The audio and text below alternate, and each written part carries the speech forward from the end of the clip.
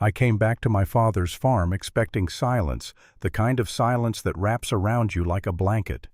Instead, I was hit with the metallic roar of bulldozers and the shrill beeping of survey trucks.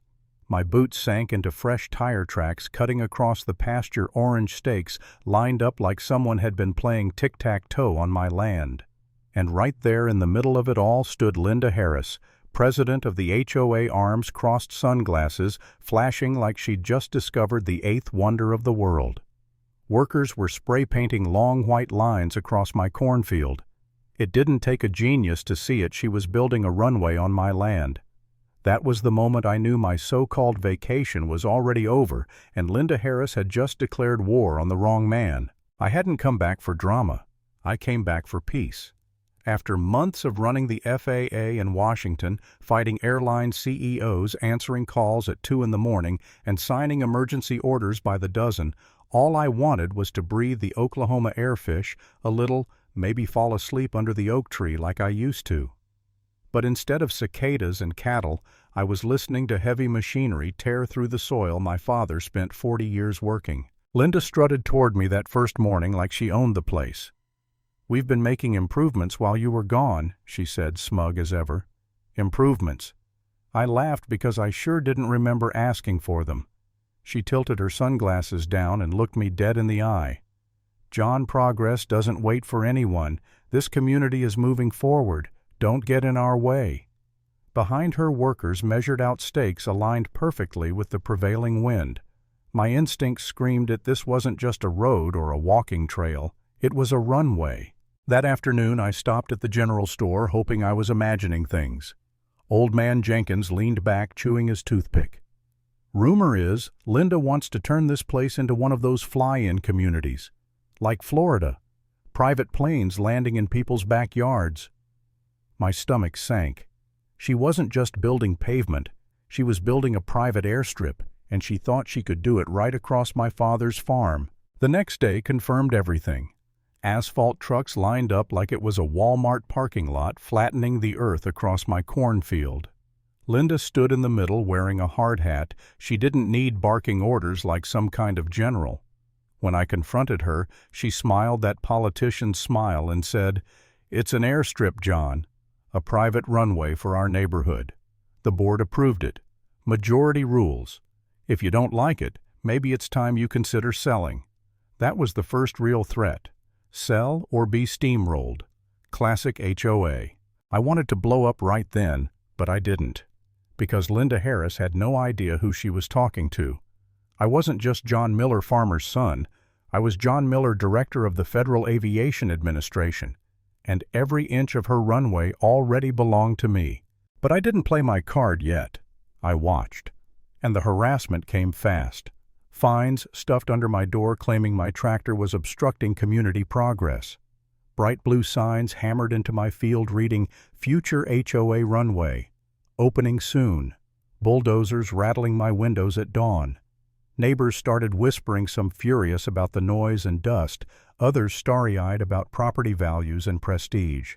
And Linda, every afternoon slowing her black SUV just enough to roll down the window and smirk. Still resisting John. One night, after weeks of noise and dust, I sat at my father's old kitchen table staring at the papers, the letters, the photos. My cattle were spooked, my land was scarred, and I felt it, the weight of defeat pressing on me. Maybe I was being stubborn. Maybe I should just walk away, let them pave over Miller land and pretend it never mattered. For a few hours, I truly wondered if I was wrong. Then it happened. An email landed in my FAA inbox, a formal request for expedited approval of a private runway in Oklahoma. Linda's runway. It had come straight to me, and her application was laughable. No environmental study, no safety review, no community consultation. Just a half-baked dream about increasing neighborhood prestige. I hit deny with more satisfaction than I'd felt in years. And right then the fog in my head lifted. I wasn't powerless. I wasn't crazy. I was holding all the cards. From that moment, I started playing the long game. I documented everything: video of bulldozers tearing up my pasture, statements from neighbors who couldn't sleep through the racket, photos of signs advertising exclusive runway memberships. I recorded Linda at meetings bragging about her premier fly-in community. I even found contracts she was selling promising hangar space for 10 grand apiece. Fraud on top of arrogance. She thought she was untouchable, but all she was really doing was digging her own grave. And then came the flyer. Glossy paper in every mailbox. Grand opening. HOA private runway. Ribbon-cutting ceremony, champagne reception, live demonstration flight. The audacity nearly knocked me over. She wasn't hiding anymore. She was about to throw a party. And that was exactly what I needed. The bigger the stage, the harder the fall. The morning of the event, SUVs snaked toward my pasture. Folding chairs lined up in neat rows. A red ribbon stretched across the half-paved strip of asphalt. There were champagne flutes sweating in the heat, glossy brochures in investors' hands, banners declaring "Welcome to the future." Linda strutted onto the stage in a white blazer, microphone in hand, sunglasses reflecting the crowd like mirrors. "Ladies and gentlemen," she declared, "today we join the ranks of the elite. Imagine the prestige of living in a fly-in community." The crowd clapped, some polite, some overeager. And then she raised her glass. "To progress to vision, to the future of our neighborhood." A twin-engine plane circled above, dipping its wings, lining up with the strip. Neighbors gasped. Cameras came out. Linda spread her arms wide, soaking in the applause. "History is landing here today." That was my cue. I stepped forward from the crowd, the hot sun beating down on my cap. My boots crunched on the gravel as whispers spread through the rows. I pulled my badge from my pocket, held it high. "My name is John Miller," I said, voice steady. "I am the director of the Federal Aviation Administration, and as of this moment, this runway is officially shut down." Gasps rippled across the field. The plane above banked hard, engines roaring as it veered away, climbing back into the sky. The aborted landing sent dust swirling across the crowd. Linda's champagne glass slipped in her hand.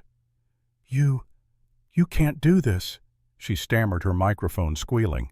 I smiled. "Linda, I'm literally the only person who can." Deputies I'd briefed earlier stepped forward, waving signals. The workers froze. The crowd erupted, some cheering, some shouting, investors cursing as they flipped through their useless contracts. Cameras zoomed in on Linda's face as the color drained from it. "This is a misunderstanding," she shouted, voice cracking. "We have approvals. We filed the paperwork." I stepped closer, held out the cease and desist order stamped with the FAA seal. "Correction. You attempted to file paperwork, and I denied it." Gasps again, neighbors whispering, "He's FAA. He's the guy in charge." Linda's hands trembled as she scanned the order, effective immediately. All construction prohibited violations, punishable by fines and criminal charges. The paper slipped from her fingers, fluttering to the ground like a white flag. Deputies snapped photos, confiscated contracts, recorded evidence. Investors crowded her, jabbing fingers in her face. "You told us this was approved," one shouted. She backed away, her voice breaking. No, you don't understand. This was for all of us. For progress." I shook my head, my voice low but sharp. "No, Linda. This was for you, your ego, your pride. And it ends today." The sheriff stepped forward. "Ma'am, we'll need you to come with us for questioning." The crowd murmured, some clapping, some laughing. Years of resentment poured out, neighbors yelling about stolen fees, unfair fines, bogus rules. Linda Harris, queen of the HOA, was being escorted away. Sunglasses gone, hair disheveled, her empire collapsing in front of the cameras. And me, I stood there watching the so-called grand opening unravel into chaos. The plane gone, the ribbon torn, the champagne glasses sweating in the heat, abandoned. The runway was finished, not in the way Linda dreamed, but in the way the law demanded. Power built on arrogance will always collapse.